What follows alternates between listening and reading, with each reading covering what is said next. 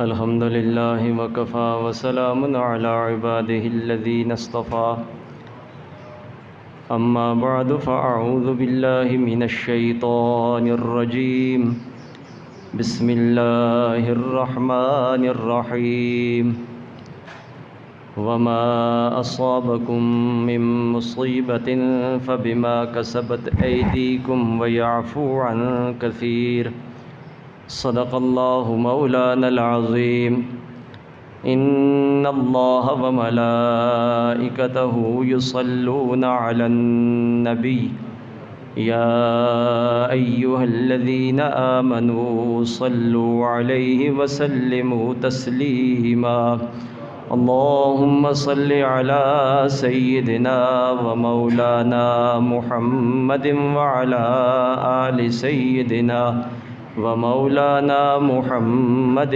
وبارك وسلم الصلاة والسلام عليك يا رسول الله وعلى آلك وأصحابك يا حبيب الله الصلاة والسلام عليك يا رحمة للعالمين وعلى آلك وأصحابك يا شفيع المذنبين۔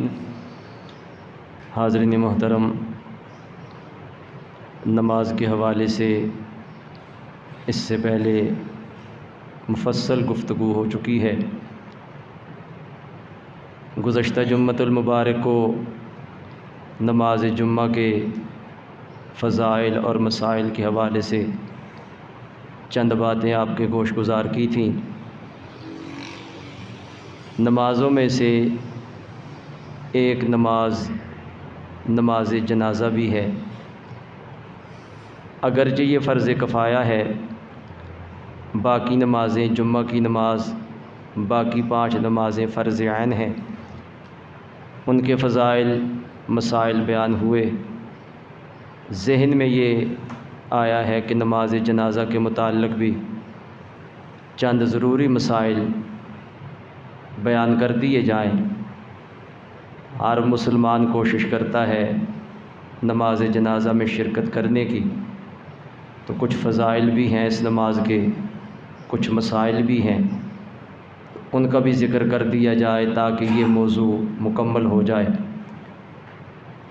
نماز جنازہ کے متعلق ذکر کرنے سے پہلے ایک اور ضروری چیز تھی، آج اس کے متعلق چند گزارشات آپ کے گوش گزار کر رہا ہوں۔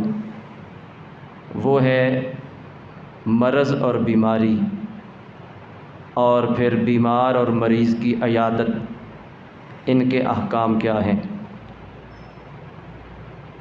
انسانی زندگی میں مختلف امراض، مختلف افراد اس کا شکار ہوتے ہیں، اور آج کل تو بیماریاں ویسے بھی بہت زیادہ عام ہیں۔ علماء کرام نے یہ لکھا ہے کہ یہ جسمانی بیماریاں، انسان ان سے پریشان ہو جاتا ہے، کوشش کرتا ہے صحت کی، تندرستی کی کوشش کرنی بھی چاہیے۔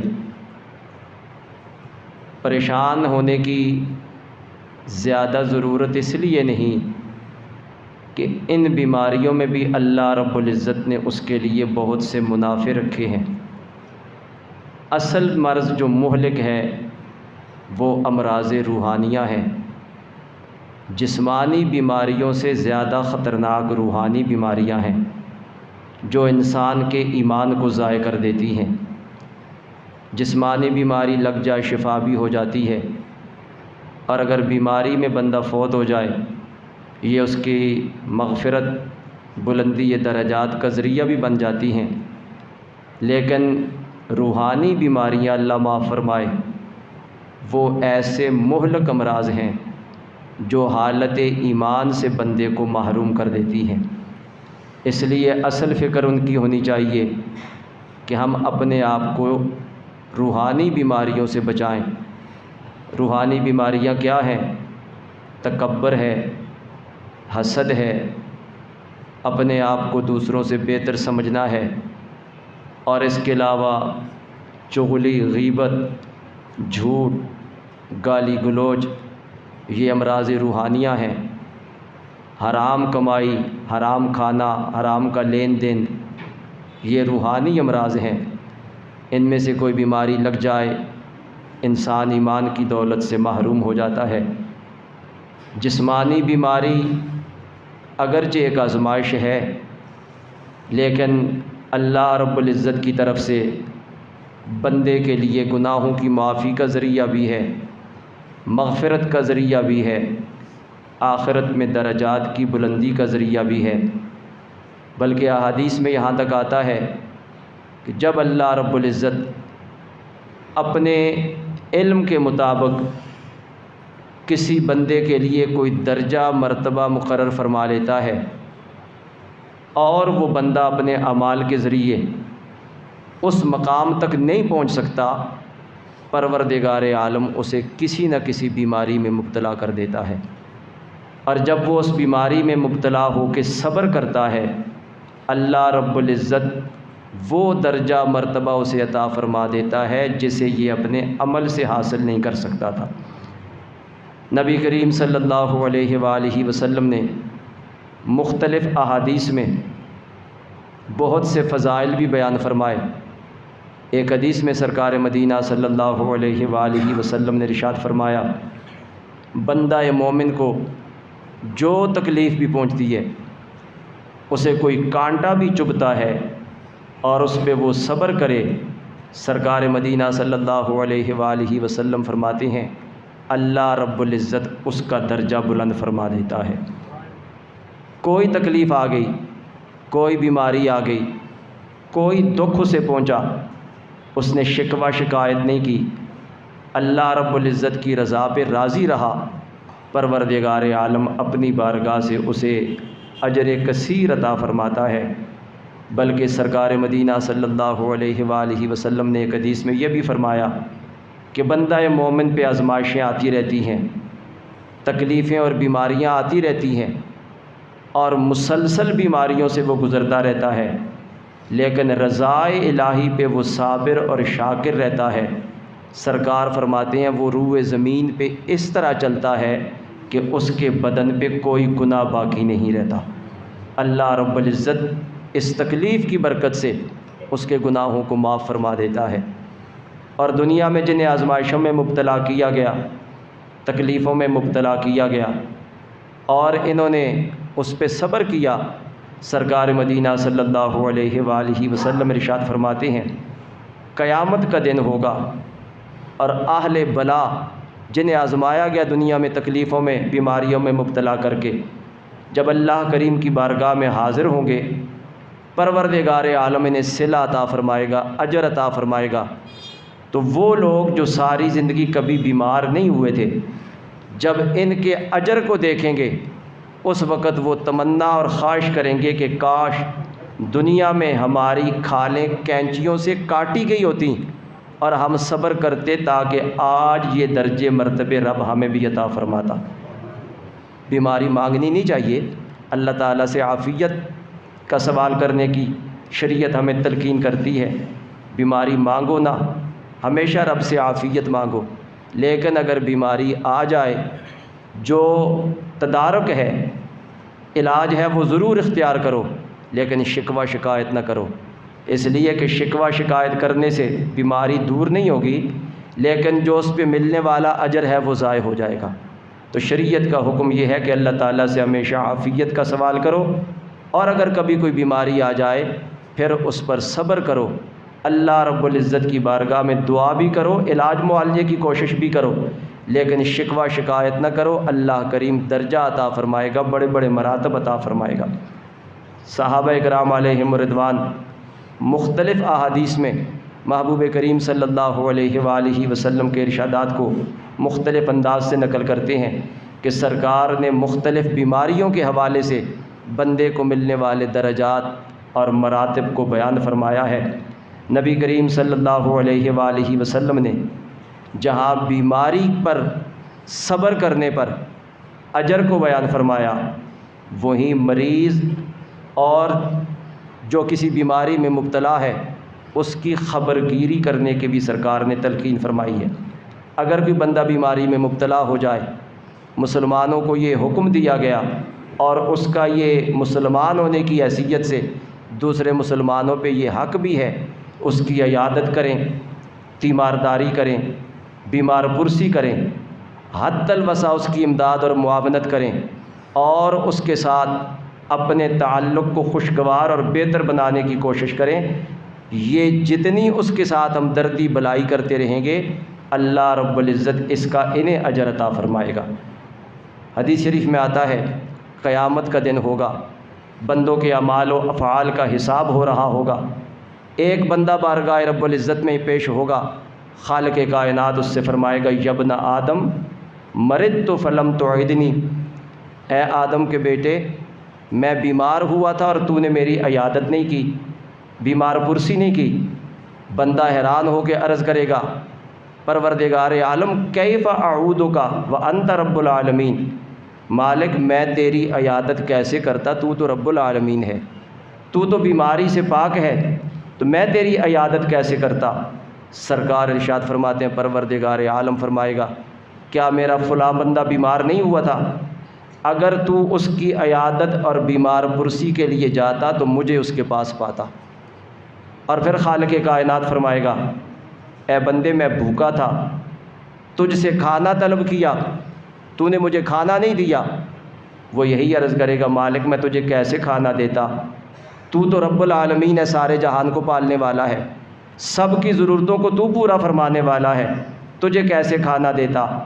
ارشاد فرمایا جائے گا میرا فلاں بندہ تیرے دروازے پہ آیا تھا، وہ بھوکا تھا، اس نے تجھ سے کھانا مانگا اور تو نے کھانا نہیں دیا، اگر تو اسے کھانا دیتا تو مجھے اس کے پاس پاتا۔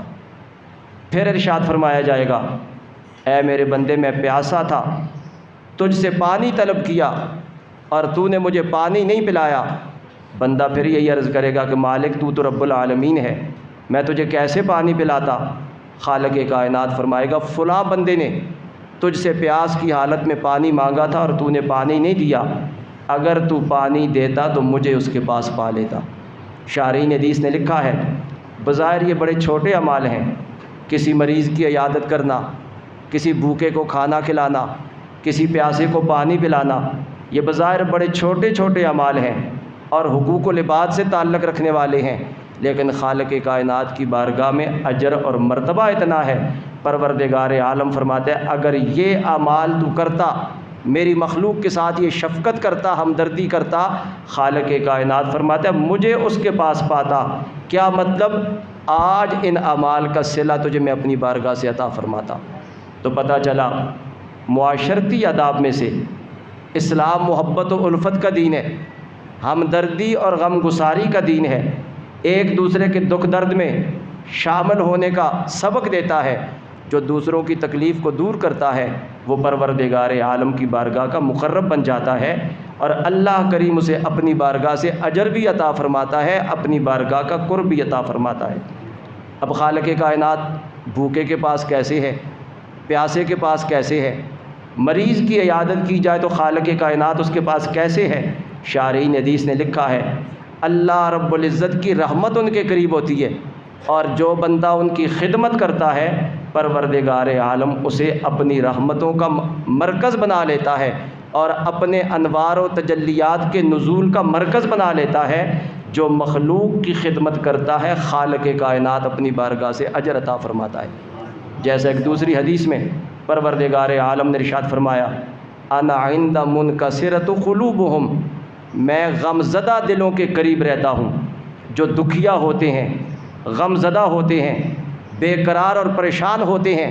خالق کائنات فرماتا ہے اگر مجھے پانا چاہو تو ان کے قرب میں چلے جاؤ، ان کی مدد کرو، ان کی اعانت کرو، ان کے دکھ درد میں شریک ہو جاؤ۔ تم بظاہر ان کے ساتھ مدد کر رہے ہو، حقیقت میں اللہ رب العزت کا قرب پا رہے ہو۔ بلکہ حضرت ابو ہریرہ رضی اللہ تعالیٰ عنہ ایک دوسری حدیث میں فرماتے ہیں نبی کریم علیہ الصلاۃ والسلام نے ارشاد فرمایا حق المسلم علی المسلم خمس، ایک مسلمان کے دوسرے مسلمان پہ 5 حق ہیں۔ کون کون سے 5 حق؟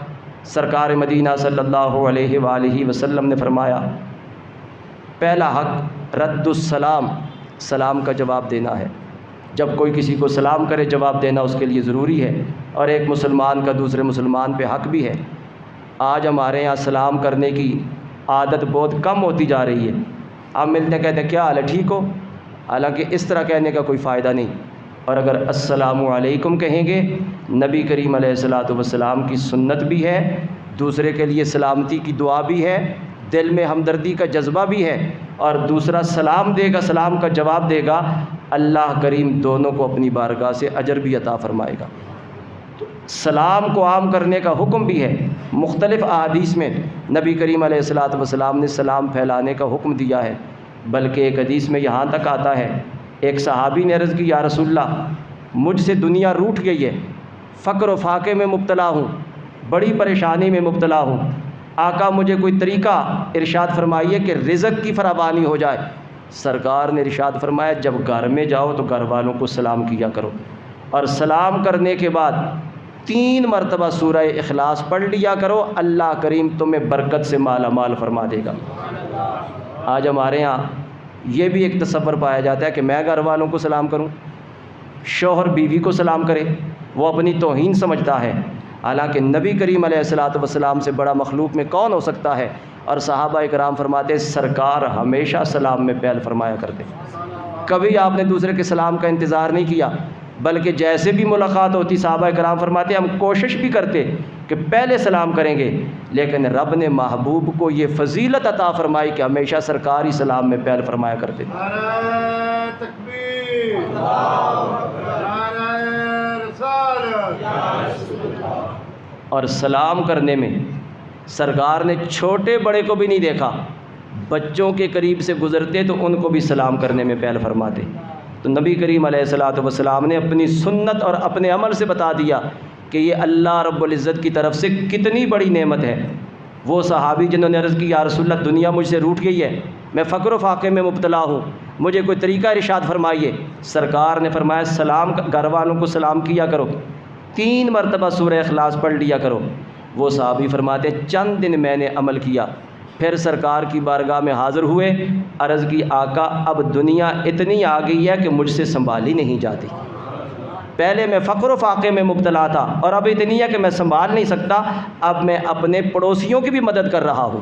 تو یہ سرکار کی سنت پہ عمل کرنے کی برکت ہے کہ گھر میں جب بھی جاؤ سلام کرو، سلام کرنے کے بعد 3 بار سورہ اخلاص پڑھ لو، اللہ کریم دین اور دنیا کے خزانوں سے مالا مال فرما دے گا۔ تو حضرت ابو ہریرہ رضی اللہ تعالیٰ عنہ فرماتے ہیں، سرکار نے فرمایا، ایک مسلمان کے دوسرے مسلمان پہ 5 حق ہیں۔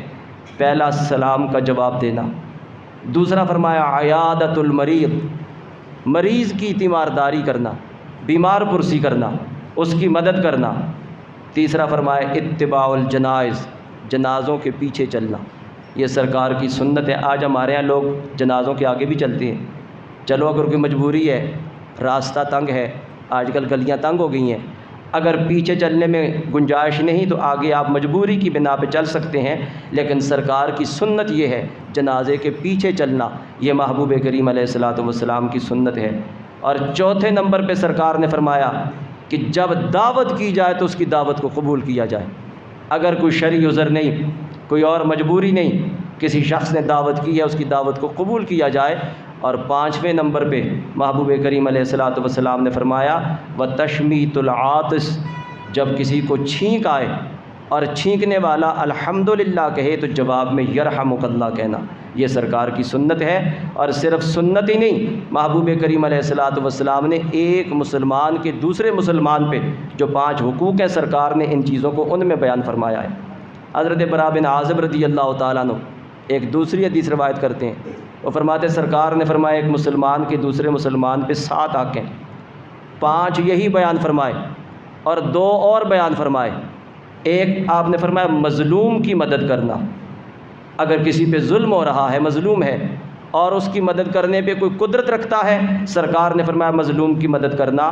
اور 7ویں نمبر پہ فرمایا قسم کھانے والے کی قسم کو پورا کرنے میں اس کی مدد کرنا، اگر اس نے کسی معاملے میں قسم کھا لی ہے اور اب اپنی قسم کو پورا نہیں کر سکتا اور کسی کی مدد سے اگر اس کی قسم پوری ہو سکتی ہے تو سرکار نے فرمایا یہ بھی ایک مسلمان کا دوسرے مسلمان پہ حق ہے۔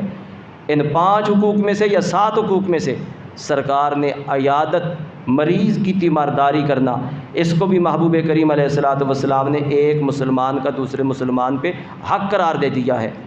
اور اس کی فضیلت بیان کرتے ہوئے نبی کریم علیہ الصلوۃ والسلام نے ایک دوسری حدیث میں ارشاد فرمایا، خلیفۃ المسلمین امیر المومنین سیدنا حضرت علی کرم اللہ وجہہ الکریم فرماتے ہیں، محبوب کریم علیہ الصلوۃ والسلام نے ارشاد فرمایا، اگر کوئی شخص کسی مسلمان کی عیادت کو صبح کو جائے، شام تک 70,000 فرشتے اس کے لیے مغفرت کی دعا کرتے رہتے ہیں، اور اگر شام کو جائے تو صبح تک 70,000 فرشتے دعائے مغفرت کرتے رہتے ہیں، اور ایسا خوش نصیب جنت میں اپنا ٹھکانہ بنا لیتا ہے۔ اب دیکھنے میں کتنا معمولی عمل ہے، لیکن شریعت نے فضیلت اور درجہ کتنا رکھا ہے۔ یہ صرف دنیا داری کا معاملہ نہیں، اگر زاویہ نگاہ کو بدل دیا جائے یہ دنیا بھی دین بن جاتی ہے، یہ ہمارے معاشرتی ضروریات بھی ہیں۔ اور اگر ہم اپنی نظر کو تھوڑا سا تبدیل کر لیں اور کسی کی عیادت کو جاتے وقت نیت یہ خالص کر لیں کہ اللہ کے محبوب کی سنت بھی ہے، سرکار کا حکم بھی ہے، اور سرکار نے اس پہ بڑے درجات اور بڑے فضائل کا ذکر بھی فرمایا ہے، اگر نیت کا اخلاص ہو آپ کسی کی عیادت کو جائیں گے تو اللہ کریم یہ درجہ عطا فرمائے گا۔ بلکہ ایک حدیث میں نبی کریم علیہ الصلوۃ والسلام نے ارشاد فرمایا، جب کوئی مسلمان کسی مریض مسلمان کی عیادت کے لیے جاتا ہے، آسمان سے ایک منادی ندا کرتا ہے، اے جانے والے تیرا جانا بھی اچھا، اے چلنے والے تیرا چلنا بھی اچھا، اور تو نے جنت میں اپنا ٹھکانہ بھی بنا لیا ہے۔ ایک ایک قدم اٹھایا جا رہا ہے، فرشتے اس کو خوشخبری سنا رہے ہیں کہ یہ عمل بھی اچھا، تیرا چلنا بھی اچھا، اور جنت میں تو نے اپنا ٹھکانہ بھی بنا لیا ہے۔ تو ہمیں نبی کریم علیہ الصلوۃ والسلام کے ان ارشادات کو یاد رکھنا چاہیے، عمل کرنا چاہیے، اور عیادت کو سنت سمجھ کے، کسی پہ احسان سمجھ کے نہیں، اور یہ بھی نہیں کہ آج میں جاؤں گا کل وہ بھی آئے گا، یہ تو عدلے کا بدلہ ہو جائے گا۔ صرف سرکار کا حکم سمجھ کے، محبوب کریم علیہ الصلوۃ والسلام کی سنت سمجھ کے اگر یہ عمل کریں گے، خوشگوار تعلقات بھی پیدا ہوں گے، دوسروں کے ساتھ ہمدردی کا جذبہ بھی پیدا ہوگا، اور اللہ کریم کی طرف سے اتنے بڑے درجے اور مرتبے بھی حاصل ہو جائیں گے۔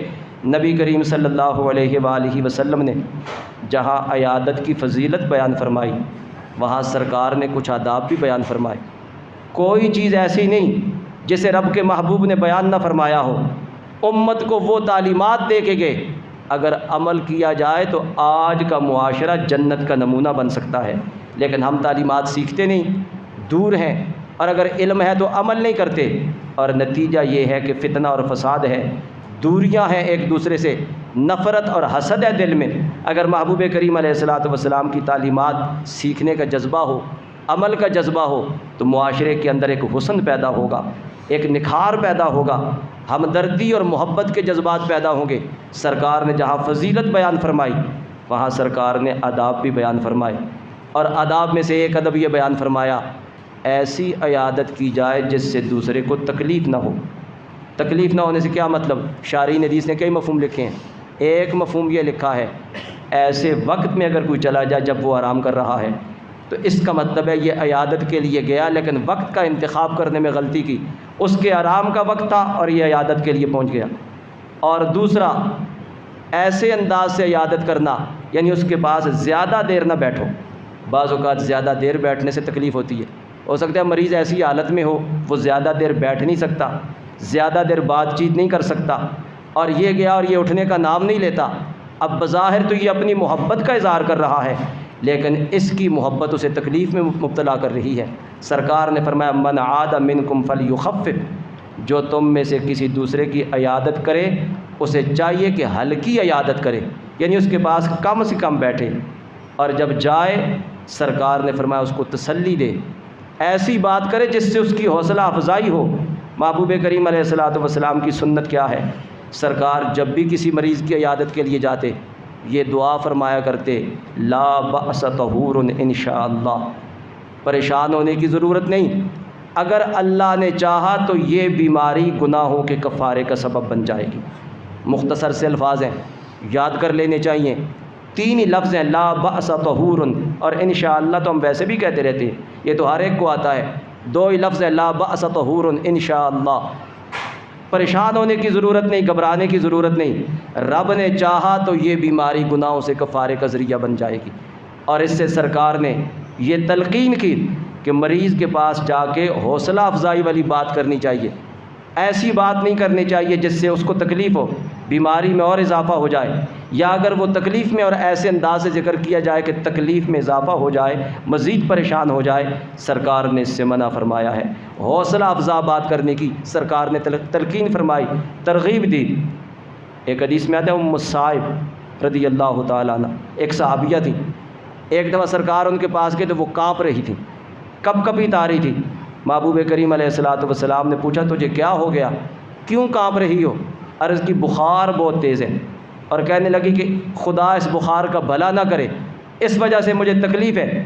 سرکار نے فرمایا بخار کو برا نہ کہو، بخار بندے کو دوزخ کی آگ سے رہائی دلا دیتا ہے، اس کے لیے آسانی والا معاملہ کر دیتا ہے۔ اگر دنیا میں اس کی تپش کو برداشت کیا جائے، پروردگار عالم جہنم کی تپش سے محفوظ فرما لیتا ہے۔ اب بظاہر یہ تکلیف ہے، لیکن اگر اس کو برداشت کیا جائے، اللہ کریم کے محبوب فرماتے ہیں پروردگار عالم جہنم کی گرمی اور تپش سے محفوظ فرما دیتا ہے۔ اور سرکار نے عیادت کی ایک اور سنت بھی بتائی، ایک اور طریقہ بھی بتایا۔ محبوب کریم علیہ الصلوۃ والسلام کی سنت تھی، سرکار جب کسی مریض کی عیادت کے لیے جاتے، پیشانی پہ ہاتھ مبارک رکھتے، اور ہاتھ مبارک رکھنے کے بعد مختلف احادیث میں مختلف دعائیں آئی ہیں، میں وہ پڑھ رہا ہوں جو سب سے آسان بھی ہے، مختصر بھی ہے۔ سرکار نے فرمایا جب کسی مریض کی عیادت کے لیے کوئی جائے، اگر موقع ہو، کوئی مسئلہ نہ ہو، اس کی پیشانی پہ ہاتھ رکھ کے 7 مرتبہ یہ دعا پڑھ لے، اسأل اللہ العظیم رب العرش الکریم ان یشفیک، اسأل اللہ العظیم، اس اللہ سے سوال کرتا ہوں جو بڑی عظمت والا ہے، رب العرش الکریم، عرش کریم کا مالک ہے، ان یشفیک، وہ مالک تجھے شفا عطا فرمائے۔ سرکار فرماتے ہیں اگر جانے والا 7 مرتبہ پیشانی پہ ہاتھ رکھ کے یہ دعا پڑھ لے، اگر اس کی موت مقدر نہیں تو رب اسے ہر بیماری سے شفا عطا فرما دے گا۔ اور اگر موت کا فیصلہ ہو چکا ہے، ظاہر ہے وہ تو وقت ٹل نہیں سکتا، وہ تو مقرر ہے، لکل امت اجل اذا جاء اجلہم لا یستأخرون ساعۃ ولا یستقدمون۔ پروردگار عالم فرماتے ہیں کہ ہر ایک کے لیے ہم نے ایک وقت مقرر کر دیا ہے، اور جب وقت مقرر آ جائے پھر ایک لمحے کی تاخیر نہیں ہو سکتی، نہ پہلے آتی ہے نہ بعد میں آتی ہے، وقت مقرر ہے، اسی وقت آئے گی۔ سرکار فرماتے ہیں اگر موت کا وقت نہیں آیا، یہ دعا اگر 7 مرتبہ پڑھی جائے اور سنت کے مطابق عیادت کی جائے، سرکار فرماتے ہیں اگر پڑھی جائے تو رب اس کو ہر بیماری سے شفا عطا فرما دے گا۔ یہ سرکار نے فضیلت بھی بیان فرمائی، سرکار نے عیادت کے آداب بھی بیان فرمائے، اور سرکار نے عیادت کرنے کا طریقہ بھی بتایا کہ جب بھی عیادت کے لیے جاؤ ایسے وقت کا انتخاب کرو کہ جاتے ہوئے سے تکلیف نہ ہو، جب عیادت کرو تو ہلکی پھلکی کرو، زیادہ دیر بیٹھنا اور جم کے بیٹھنا اور باتیں شروع کر دینا، باتیں ختم ہونے کا نام نہ لیں، سرکار نے اس سے منع فرمایا ہے۔ حضرت عبداللہ بن مبارک رحمۃ اللہ علیہ بڑے اونچے درجے کے فقیہ ہوئے ہیں، بہت بڑے محدث بھی ہوئے ہیں، بہت بڑے فقیہ اور بزرگ بھی ہوئے۔ آپ کے حالات میں آتا ہے بیمار ہو گئے، چونکہ لوگوں کے ساتھ تعلق بہت زیادہ تھا، لوگ فقہ کے مسائل پوچھنے آتے، احادیث علم حدیث حاصل کرنے کے لیے دور دراز سے طلباء آتے، آپ ان کو سرکار کی حدیثوں کا علم عطا فرماتے، لوگوں کے ساتھ تعلق تھا، بیمار ہوئے، عیادت کرنے والوں کا تانتا بن گیا، لوگ آ رہے ہیں جا رہے ہیں، ایک صاحب ایسے آئے بیٹھے کہ اٹھنے کا نام ہی نہیں لیتے۔ اب حضرت عبداللہ بن مبارک رحمۃ اللہ علیہ چاہتے تھے کہ یہ جائے میں تھوڑی دیر آرام کر لوں، وہ اٹھنے کا نام نہیں لیتے، ایک بات ختم نہیں ہوتی دوسری شروع کر دیتے ہیں۔ جب آپ نے کافی دیر دیکھا کہ یہ نہیں اٹھ رہا تو آپ نے فرمایا بھائی بیماری تو اپنی جگہ، وہ تکلیف تو اپنی جگہ، لیکن عیادت کرنے والوں نے ناک میں دم کر رکھا ہے، پریشان کر دیا ہے۔ وہ پھر بھی نہیں سمجھا کہ میری وجہ سے حضرت کو تکلیف ہو رہی ہے، کہنے لگا واقعی آپ ٹھیک فرماتے ہیں، لوگ آتے ہیں عیادت کے لیے جان نہیں چھوڑتے، اگر آپ اجازت دیں تو میں دروازہ بند کر دوں تاکہ کوئی اندر نہ آئے۔ فرمایا ہاں بند کر دو لیکن ذرا باہر جا کے بند کرنا، یعنی خود بھی باہر نکلو، باہر سے بند کرو، میری جان چھوڑو۔ تو حدیث میں جو بتایا گیا ہے کہ ایسی عیادت کرو جس سے مریض کو تکلیف نہ ہو، فضیلت اپنی جگہ، درجہ اپنی جگہ، لیکن سرکار نے بندہ مومن کو راحت پہنچانے کا حکم دیا، اپنے قول سے، اپنے فعل سے، اپنے عمل سے تکلیف پہنچانے کی اجازت نہیں ہے۔ مریض اور مرض کے حوالے سے یہ چند فضائل، چند احکام آپ حضرات کے گوش گزار کیے ہیں۔ اللہ رب العزت ہم سب کو مہلک امراض سے بچائے، اور پروردگار عالم اگر کوئی کسی مرض میں مبتلا ہے تو مالک انہیں شفا بھی عطا فرمائے۔ ہمارا جو فریضہ ہے عیادت کی جائے، مدد کی جائے۔ ہمارے علماء نے لکھا ہے بعض اوقات عیادت سنت ہے، بعض حالات میں فرض کفایہ ہے، اور بعض حالات میں فرض عین ہو جاتی ہے۔ سنت کیسے ہے؟ فرماتے ہیں آپ کے حلقہ احباب میں، آپ کے عزیز و اقارب میں، جان پہچان رکھنے والوں میں کوئی بیمار ہو گیا، یہ عیادت کرنا سنت ہے۔ فرض کفایہ یہ ہے کوئی عزیز و اقارب بیمار ہو گیا، باقی بھی لوگ عیادت کے لیے جا رہے ہیں، کوئی ایک بھی چلا جائے تو فرض ادا ہو جائے گا، آپ بھی چلے گئے، یہ فرض کفایہ ہے۔ اور فرض عین اس وقت ہو جاتی ہے جب آپ کے عزیز و اقارب میں، آپ کے احباب میں کوئی ایسا بیمار ہو گیا جس کی تیمارداری کرنے والا کوئی نہیں ہے اور اسے مدد کی ضرورت ہے، اور آپ کو پتہ ہے وہ بیمار ہے اور پوچھنے والا کوئی نہیں، اس وقت یہ فرض کفایہ نہیں رہتی، اس وقت یہ سنت نہیں رہتی، بلکہ علماء نے لکھا یہ فرض عین ہو جاتی ہے۔ اس وقت اس کے پاس جانا، اس کی خدمت کرنا، ضرورت کو پورا کرنا اور اس کی تیمارداری کرنا، علاج معالجے کے لیے حد المقدور کوشش کرنا، ہمارے علماء نے لکھا یہ اس وقت فرض عین ہو جائے گی۔